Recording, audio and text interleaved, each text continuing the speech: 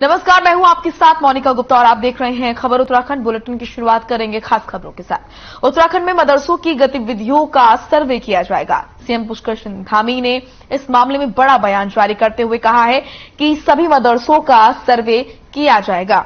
मदरसों को लेकर समय समय पर तमाम तरीके की बातें सामने आती रहती हैं।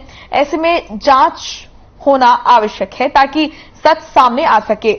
सीएम पुष्कर सिंह धामी ने सचिवालय में पत्रकारों से बातचीत में कहा कि उत्तराखंड में मदरसों के कामकाज गतिविधियों को लेकर लगातार शिकायतें आ रही हैं। इन शिकायतों को गंभीरता से लिया जा रहा है। इसके लिए सभी मदरसों की जांच होगी।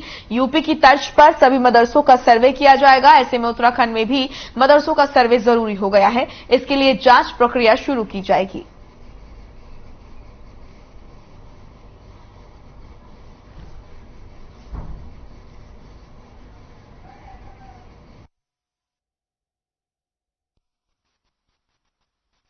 देखिए, बहुत सारी जगह पर मदरसों को लेकर तमाम तरह की बातें आ रही हैं, इसलिए उसका एक बार सर्वे होना बहुत नितांत जरूरी है, जिससे कि सारी वस्तु स्थिति जो है स्पष्ट हो पाए।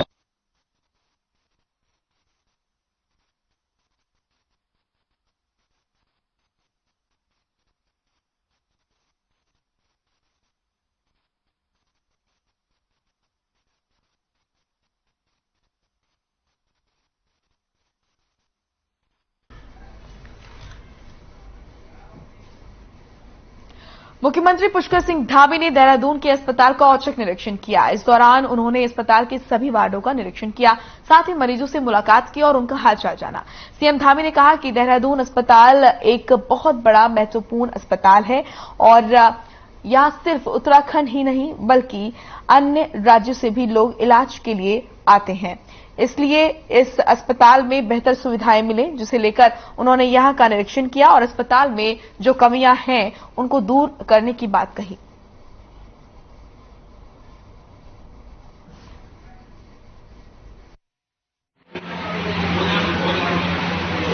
हमारे यहाँ का प्रमुख हॉस्पिटल है और हाँ, हमारे यहाँ पर उत्तराखंड के बहुत बड़े रीजन को जहाँ स्वास्थ्य सुविधाएं देने का काम इस हॉस्पिटल से होता है, वहीं हमारे अन्य राज्यों के जो पेशेंट हैं वो भी बड़ी संख्या में यहाँ आते हैं। इसलिए आज मैंने अचानक यहाँ पर आके देखने का एक प्रयास किया है कि यहाँ की सारी व्यवस्थाएं ठीक प्रकार से संचालित हो रही हैं कि नहीं हो रही हैं।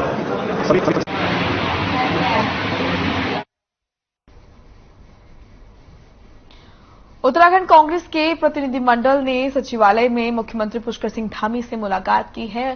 कांग्रेस अध्यक्ष करण माहरा के नेतृत्व में आए डेलीगेशन ने कई मुद्दों पर बात करने के साथ ही सरकार को अपने सुझाव भी दिए। प्रदेश अध्यक्ष करण माहरा का कहना है कि प्रदेश में लगातार कानून व्यवस्था बिगड़ रही है। हरिद्वार में शराब कांड की बात हो या कुछ और, भर्ती परीक्षाओं को लेकर सरकार से दोबारा निर्णय पर विचार करने की मांग है।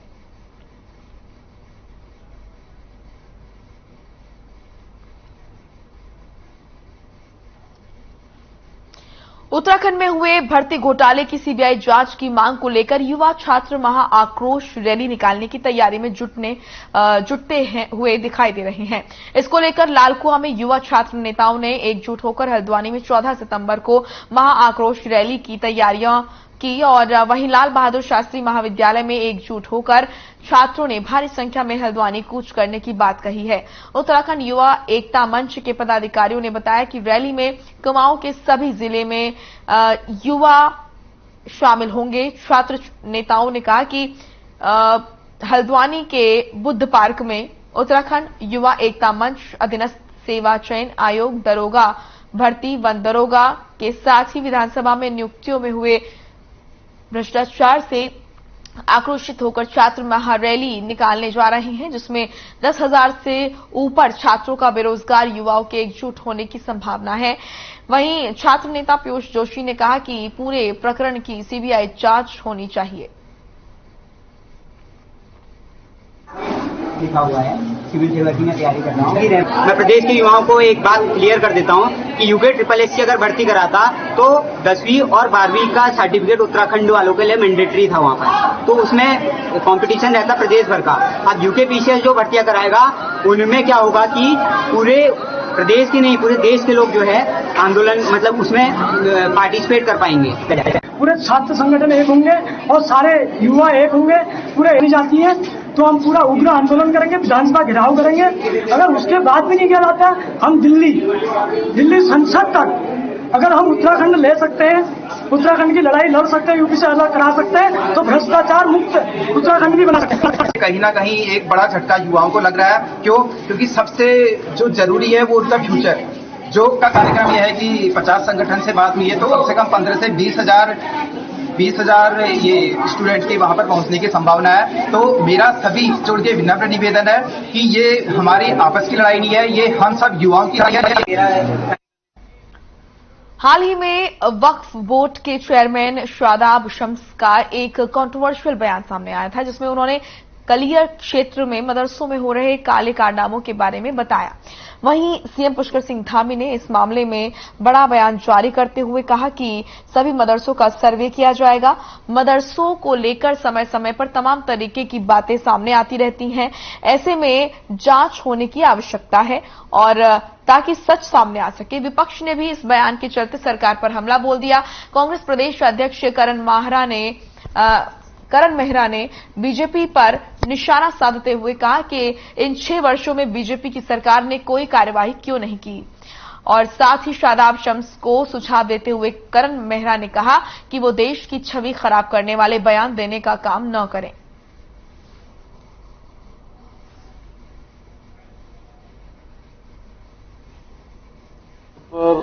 मदरसों को लेकर तमाम तरह की बातें आ रही हैं, इसलिए उसका एक बार सर्वे होना बहुत नितांत जरूरी है, जिससे कि सारी वस्तु स्थिति जो है स्पष्ट हो पाए। कुछ ठीक है, राज्य पे अगर हित करने के लिए कुछ किया जा रहा है कोई दिक्कत नहीं, बस 2-3 चीजों का ध्यान रखने की आवश्यकता है।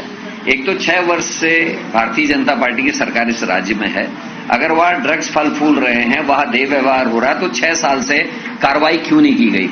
वहीं से 20 मिनट की दूरी पे SSP का कार्यालय है, वहां पुलिस की एक्स्ट्रा फोर्स रहती हुई देश विदेश के सैलानी वहां आते हैं।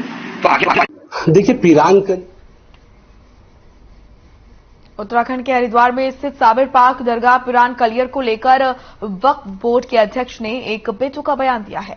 पिरान कलियर दरगाह को लेकर वक्फ बोर्ड अध्यक्ष शादाब शम्स का कहना है कि दरगाह लोगों की आस्था का बड़ा केंद्र है, लेकिन इस आस्था पर कुछ लोग बट्टा लगाने का काम कर रहे हैं, जिसको लेकर विधायक हाजी फुरकान ने नाराजगी जाहिर की है।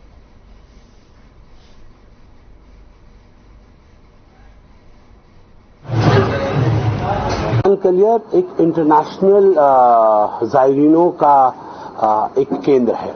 वहां बाबा के पास लोग मांगने आते हैं, बिना धर्मवाद बिना जातिवाद देखे लोग वहां आते हैं। जो बेसंतान हैं, जिनकी औलाद नहीं है, वो बाबा के दरबार में आते हैं। जब डॉक्टर्स की साइंस से मायूस हो जाते हैं तो अपनी झोली फैला के उन दरगाहों पे आते हैं और वहां से हम लोगों ने देखा है करिश्मे होते हुए कि लोगों को निसंतानों को संतानें प्राप्त होती हैं, बेऔलादों को औलादें मिलती हैं। लेकिन बदकिस्मती देखिए उस दरगाह की कि जहां से लोग मांगने आते हैं, आज वो गंदगी का अड्डा बन गया है। आज वहां मेरी कई पुलिस अधिकारियों से, LIU के साथियों से बात हुई तो कह रहे हैं कि ह्यूमन ट्रैफिकिंग का सबसे बड़ा केंद्र आज की डेट में वो बना है। आज की डेट में पिरान कलियर ड्रग्स का बड़ा केंद्र बन चुका है। शादाब शम्स जी जो चेयरमैन बने वक्फ बोर्ड के, उन्होंने जो बात की उनके मुंह से सोबान लेती, क्योंकि 5.5 साल से उनकी सरकार प्रदेश में चल रही है। अगर कोई एक आध अगर कहीं कोई गड़बड़ थी तो जांच कराते हैं। पुलिस प्रशासन, शासन प्रशासन उनके हाथों में है, तो उन्हें जांच करानी चाहिए, तो उनके खिलाफ कार्रवाई कर दें। और एकदम से कहना कि कलियर शरीफ में अय्याशी का अड्डा, वो बहुत गलत बात की उन्होंने, क्योंकि पूरा इलाका कोई खराब नहीं हो सकता, इंसान अच्छा बुरा जरूर हो सकता है।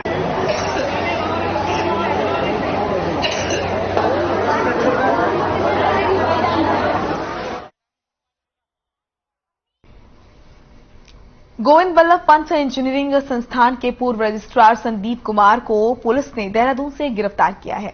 दरअसल संदीप के विरुद्ध भ्रष्टाचार के मामलों में विजिलेंस जांच भी कर रही थी। यही नहीं, साल 2018-19 में हुई शिक्षकों और कुछ सचिव पदों पर नियुक्ति में भी सरकारी दस्तावेज गायब करने के साथ छेड़छाड़ करने के आरोप लगे।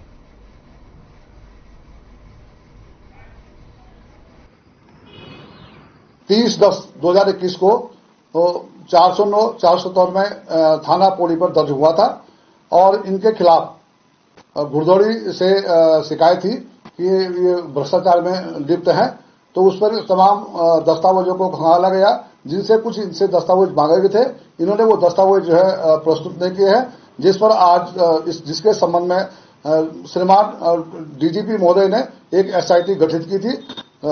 उसके बाद एसआईटी ने पूरी कार्रवाई करने के बाद जो है आज इनको इनके निवास देहरादून से गिरफ्तार कर लिया गया।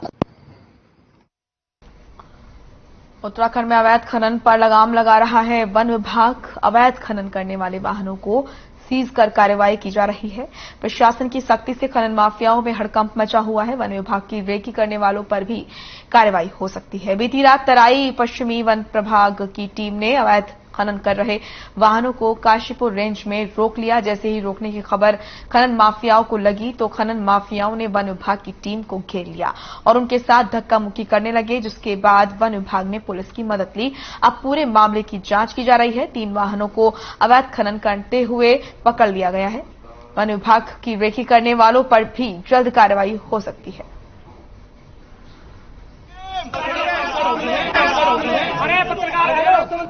देखिए, ये सूचना आ रही थी कि उपखनिज का अवैध अभिवहन किया जा रहा है, तो उसमें एक संयुक्त टीम बनाई गई थी उप प्रभागीय वनाधिकारी जसपुर के नेतृत्व में, जिसमें दक्षिणी जसपुर रेंज के स्टाफ थे और वन सुरक्षा दल और काशीपुर रेंज के स्टाफ भी थे। इनके द्वारा कल कुल 3 वाहनों को उपखनिज का अवैध अभिवहन करते हुए पकड़ा गया है और वहां मौके पे कुछ अज्ञात लोग थे जिनके द्वारा इस तरह से कुछ बहसबाजी हो रही थी। तो उसमें फिर वहां जो संबंधित पुलिस विभाग के कार्मिक हैं उनको भी बुलाया गया था और फिर उसमें जो है नियमानुसार आगे की कार्रवाई की जा रही थी।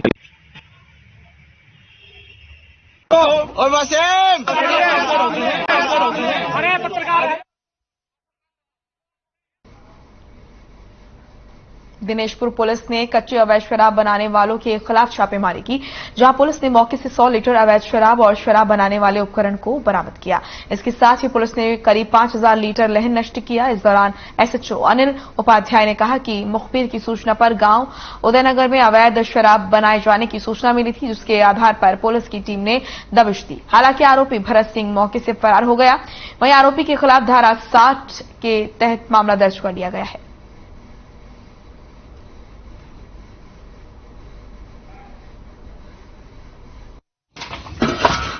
को बताना चाहेंगे कि श्रीमान वरिष्ठ पुलिस अधीक्षक महोदय ने ये जो अवैध कच्ची शराब जितनी भी बिक रही है, नशे से संबंधित कोई भी वस्तु बिक रही है, उसके लिए दबिश देने और उनकी रोकथाम पकड़ धकड़ के लिए हमें निर्देशित किया गया था। उसी के परिप्रेक्ष्य में हमारे द्वारा उदयनगर में ये नाले के किनारे पे छापेमारी अभियान दिनेशपुर पुलिस टीम द्वारा चलाया गया, जिसमें हमने एक भट्टी पकड़ी और लगभग 5000 लगभग लहन हमने नष्ट करा है और 100 लीटर ट्यूब में हमने अवैध कच्ची शराब बरामद की है। और मतलब सबसे महंगा एक दिन का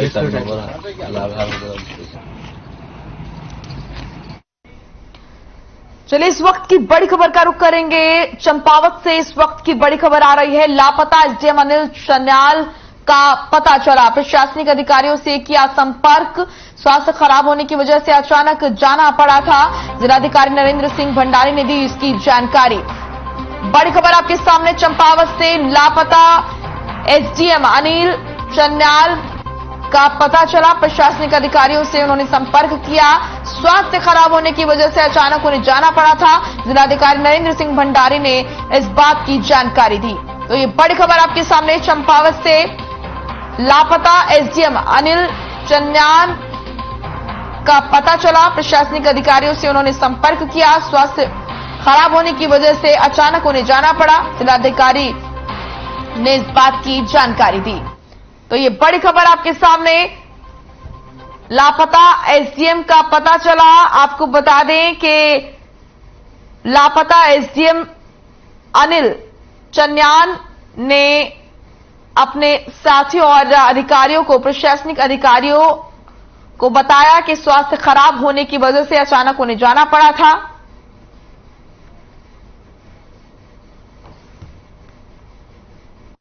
तो जब पता चला कि एसडीएम साहब किसी कारणवश नहीं है, तो कोई अन्यथा कोई दुर्घटना ना हुई हो, इस संभावना को मद्देनजर रखते हुए हमने प्रशासन और पुलिस एक्टिवेट हुए, ताकि उनके मतलब कुशलता के लिए, ताकि अगर कहीं ट्रैक पे गए हो ऐसा कुछ हो और वो नहीं आएंगे, तो उनके फिर उनका फोन स्विच ऑफ था, तो फिर आज सुबह टीम से उनकी वार्ता हुई और उसके बाद मुझसे और पुलिस से भी सबसे उनकी वार्ता हुई, तो वो स्वस्थ हैं और ये अच्छी खबर है हमारे लिए।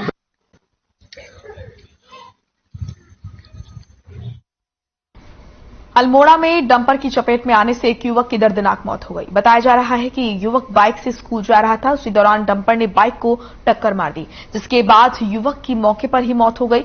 सूचना मिलते ही पुलिस मौके पर पहुंची और डंपर चालक को गिरफ्तार कर लिया।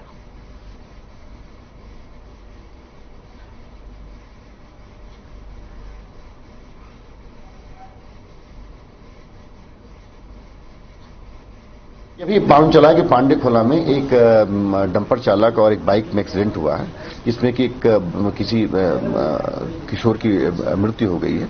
उसमें डंपर को कब्जे में ले लिया गया है, चालक को गिरफ्तार कर लिया गया है और अग्रिम कार्रवाई की जा रही है।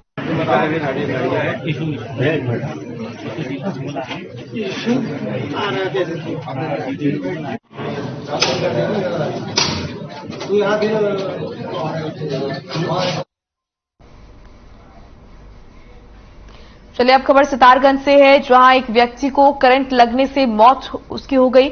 मृतक के पिता ने बताया कि बेटा फोटो का काम करता था, घर में पंखा चल रहा था, जिससे करंट आने से करंट लग गया। आनन फानन में घायल अवस्था में अस्पताल ले जाया गया, जहां पर डॉक्टर्स ने देखने के बाद उसे मृत घोषित कर दिया, जिसके बाद पुलिस शव को कब्जे में लेकर पोस्टमार्टम के लिए पुलिस ने खटीमा भेज दिया।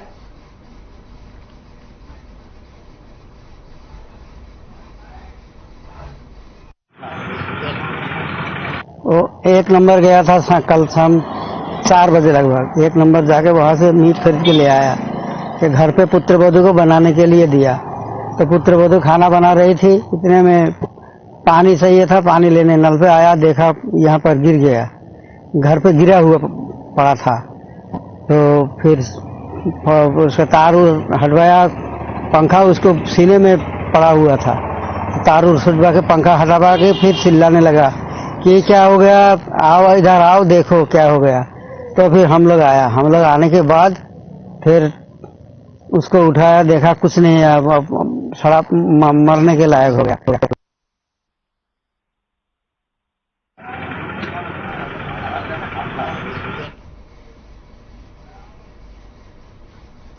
कृषि उत्पादन मंडी समिति उधम सिंह नगर की डीडीए निर्मला बिष्ट ने यहां पर जसपुर कृषि उत्पादन मंडी का निरीक्षण किया और जहां मंडी में साफ सफाई और मंडी की दुकानों के आवंटन और रास्ते को लेकर विशेष ध्यान दिया गया और मंडी सचिव जसपुर को दिशा निर्देश दिए गए। निर्मला बिष्ट ने बताया कि जसपुर मंडी का निरीक्षण किया गया है और जो कमियां पाई गई हैं उसका नोट तैयार किया जा रहा है, जिसमें सफाई को लेकर संबंधित विभागों से संपर्क किया जा रहा है। साथ ही मंडी की दुकानों के आवंटन को लेकर समाधान निकाला जा रहा है। निरीक्षण में जो भी कमियां पाई जाएंगी उसका समाधान किया जाएगा।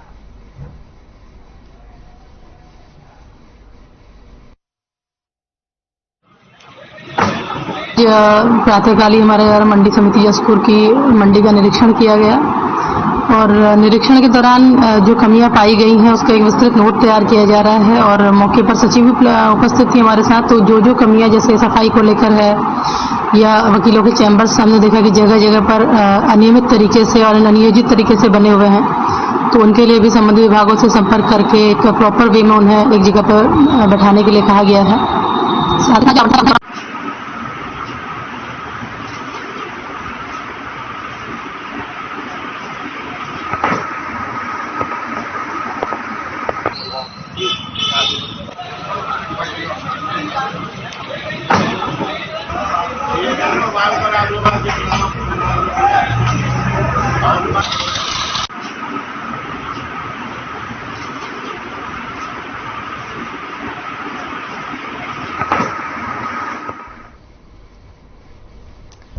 कृषि उत्पादन मंडी का जायजा लिया। आपको बता दें कि अधिकारियों को इस बीच दिशा निर्देश भी दिए गए। जसपुर से तस्वीर आप देख रहे हैं जहां पर डीडीए ने कृषि मंडी का निरीक्षण किया और कृषि उत्पादन मंडी का इस बीच जायजा लिया और साथ ही साथ अधिकारियों को दिशा निर्देश भी दिए गए।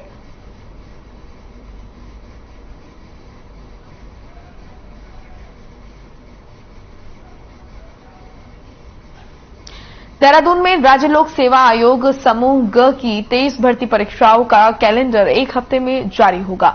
बताया जा रहा है कि सीएम पुष्कर सिंह धामी के निर्देशों के बाद लोक सेवा आयोग कैलेंडर जारी करेगा, जहां सबसे पहले अक्टूबर-नवंबर में 3 से 4 भर्तियों के विज्ञापन जारी होंगे और दिसंबर-जनवरी में परीक्षा भी करा दी जाएगी। आपको बता दें कि राज्य लोक सेवा आयोग करीब 7,000 पदों पर भर्ती परीक्षा कराएगा। दरअसल आयोग के अध्यक्ष डॉक्टर राकेश कुमार ने उम्मीदवारों से परीक्षा की तैयारी करने की अपील की। वहीं पिछले हफ्ते सरकार ने अधीनस्थ सेवा चयन आयोग की 23 भर्तियां कराने की जिम्मेदारी राज्य लोक सेवा आयोग को दी थी, जिसके बाद 10 सितंबर को अधीनस्थ सेवा चयन आयोग और राज्य लोक सेवा आयोग के अधिकारियों के बीच बैठक हुई, जिसमें आयोग अपनी परीक्षाओं को बाधित किए बिना 23 भर्तियों का काम करेगा।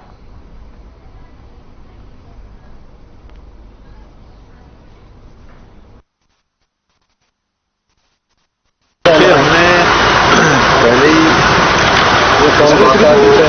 कि हम जो है कि किसी भी कीमत पर जो परीक्षा में भाग लेने वाले हमारे बच्चे हैं उनका कोई नुकसान नहीं होना चाहिए। परीक्षाएं तय समय पर होनी चाहिए।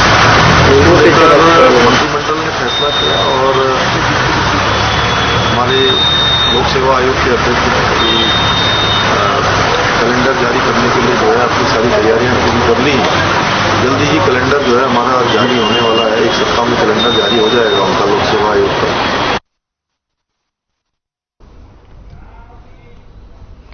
देहरादून के नगर निगम टाउन हॉल में ऑल इंडिया जर्नलिस्ट एसोसिएशन ने पत्रकारों का सम्मान किया। इस दौरान ऑल इंडिया जर्नलिस्ट एसोसिएशन के संयोजक रविंद्रनाथ कौशिक ने बताया कि ऑल इंडिया जर्नलिस्ट एसोसिएशन का यह पहला अधिवेशन नगर निगम के टाउन हॉल में किया गया है और इसमें उत्तराखंड के कैबिनेट मंत्री गणेश जोशी ने भी शिरकत की। वहीं उन्होंने कहा कि आज का जो युग है उसमें बुद्धिजीवी पत्रकारों को आगे आना चाहिए, साथ ही अपने काम को बखूबी निभाना चाहिए, क्योंकि पत्रकार लोकतंत्र का चौथा स्तंभ होता है।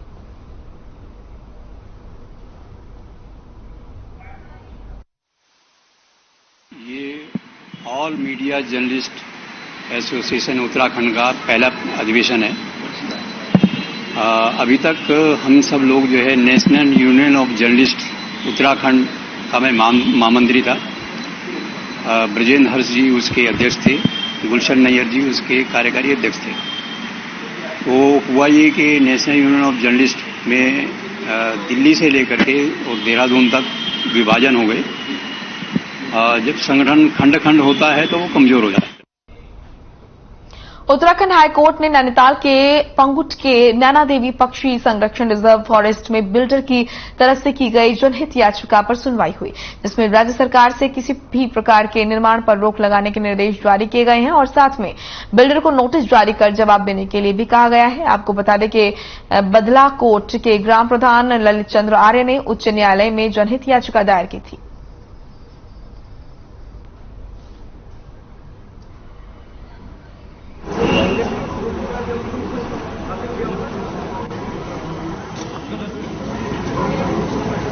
पंगुट एरिया में गांव बुदलाकोट के प्रधान ललित चंद आर्य हमारे पिटिशनर हैं और जो कि एक मेंबर है Naina Devi bird conservation management committee के भी, वहाँ बर्ड वॉचर भी हैं।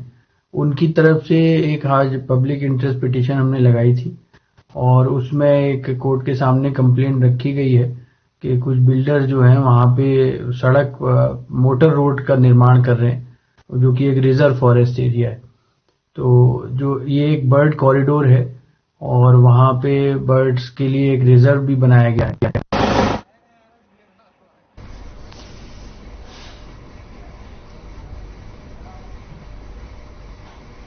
चले अब खबर रुड़की से है, जहां एक छात्रा बीते 8 तारीख को सिविल लाइन थाना क्षेत्र से गायब हो गई थी, जिसकी शिकायत परिजनों ने पुलिस को की, लेकिन बावजूद इसके पुलिस ने कोई कार्रवाई नहीं की। परिजनों का आरोप है कि पुलिस इस मामले में लापरवाही बरत रही है। साथ ही कहा कि अगर पुलिस ने बेटी का कोई सुराग नहीं निकाला तो कोतवाली में पूरा परिवार आत्महत्या करेगा, जिसकी जवाबदेही पुलिस प्रशासन की होगी।